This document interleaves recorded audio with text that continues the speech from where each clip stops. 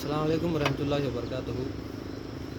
मैं उन लोगों से मुखातिब हूँ जो हक़ बात करने वाले हैं, जिन्हें हक़ बात मालूम है और वो हक़ बात करने से डरते हैं कि कहीं हम पर ज़माने की गर्दिश ना आ जाए, कहीं हमें मार ना दिया जाए।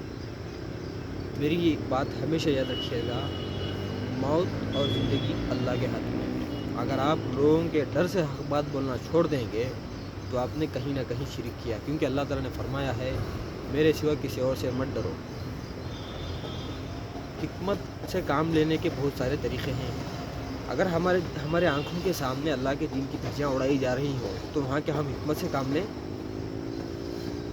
वहाँ तो हम उनको बोले समझाएं कि गलत हो रहा है, मुँह से समझाएं। अगर मुँह से समझाने की ताकत नहीं है तो दिल में तो बुरा जाने। और जो लोग हक़ बात करने की ताकत रखते हैं वो हक़ बात ज़रूर करें और अल्लाह से डरें और किसी से ना डरें। अस्सलाम वालेकुम।